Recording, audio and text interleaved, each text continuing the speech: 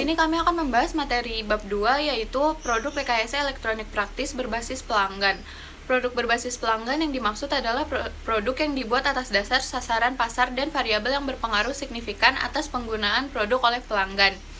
Pembuatan produk didahului dengan berusaha untuk mendapatkan informasi dari kebutuhan dan harapan pelanggan, sehingga mendapatkan informasi yang tepat, akurat, dan bermanfaat untuk ditindaklanjuti dalam pembuatan produk sesuai dengan harapan pelanggan, sehingga didapatkan penjualan yang efektif dan efisien. Segmentasi pasar didasarkan pada variabel, diantaranya melalui usia, frekuensi penggunaan produk, area atau daerah tempat tinggal, jenis komunikasi, dan lain-lain.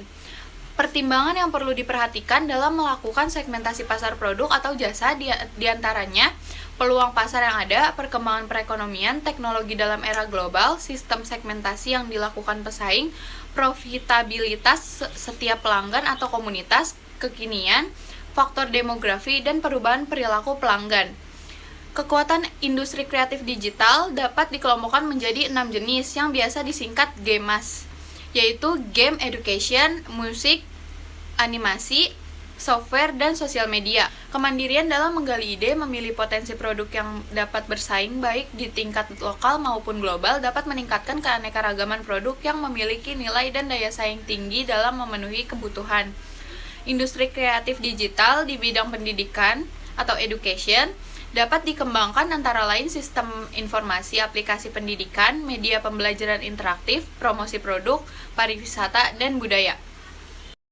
B. Kewirausahaan produk rekayasa. Kewirausahaan dalam pembuatan produk rekayasa menjadi peluang yang baik dalam mengembangkan kreativitas dan inovasi baik sumber daya yang tersedia.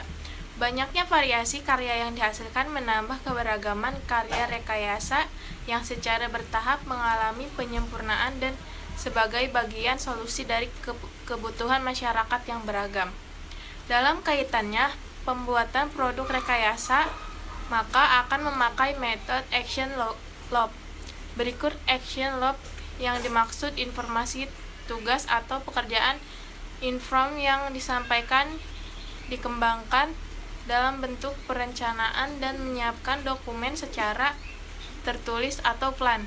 Perencanaan kerja dibuat dan keputusannya diambil atas semua kebutuhan yang diperlukan termasuk alat dan bahan atau material. Tugas dilaksanakan dengan memperhatikan kriteria yang ditentukan, pengecekan produk atau kontrol, dan melakukan evaluasi dengan mendiskusikan produk yang telah dibuat. Evaluasi. Tahap kewirausahaan. 1. Tahap memulai. Melihat peluang usaha produk rekayasa menjadi bagian utama dan pertama dan menentukan jenis usaha yang dikembangkan, baik itu berupa produk maupun jasa. 2. Tahap melaksanakan. Praktek usaha produk rekayasa berdasarkan kebutuhan sumber daya yang meliputi 6M.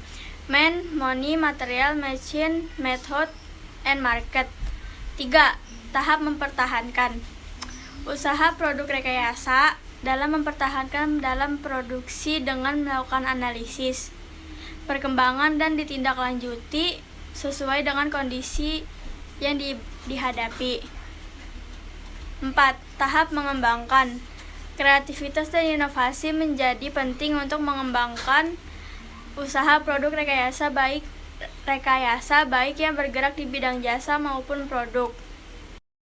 C. Produk elektronika praktis. 1. Aneka jenis produk elektronika praktis. Produk elektronika sebagai dasar teknologi dari produk yang banyak kita jumpai dalam kehidupan sehari-hari. Dapat kita jumpai diantaranya di rumah kita menggunakan peralatan rumah tangga, komputer, televisi, mendengarkan musik dengan VCD, siaran berita dengan radio, komunikasi dengan telepon.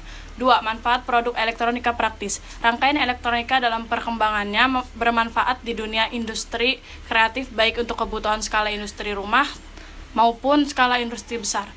3. Bahan pembuatan produk elektronika praktis. A. Material bagian mekanik. Material ini biasanya berupa produk hasil limbah tak terpakai, biasa disebut dengan cover atau bagian luar produk yang telah berhasil dibuat. B. Material bagian elektronik. Dalam kaitannya material elektronik, banyak sekali rangkaiannya yang memakai komponen elektronik ini. C. Material bagian pengemasan. Material ini berupa pembungkus, wadah, dan pengepakan. D. Langkah-langkah pengembangan desain dan produksi. Ide desain produk elektronika praktis dapat dilakukan dengan cara berikut ini. Yang pertama, mengenali pasar sasaran dan selera pasar. Yang kedua, melakukan eksplorasi material untuk menghasilkan estetika produk yang berbeda dan unik. Dan yang terakhir, memikirkan di mana produk itu akan diletakkan dan digunakan. E. Bahan pendukung produk elektronika praktis. Yang pertama, sumber daya alam. Yang kedua, sumber daya manusia. Prosedur keselamatan kerja. Keselamatan kerja adalah unsur-unsur penunjang yang mendukung terciptanya suasana kerja yang aman, baik berupa material maupun non-material. G. Simulasi wirausaha produk elektronika praktis.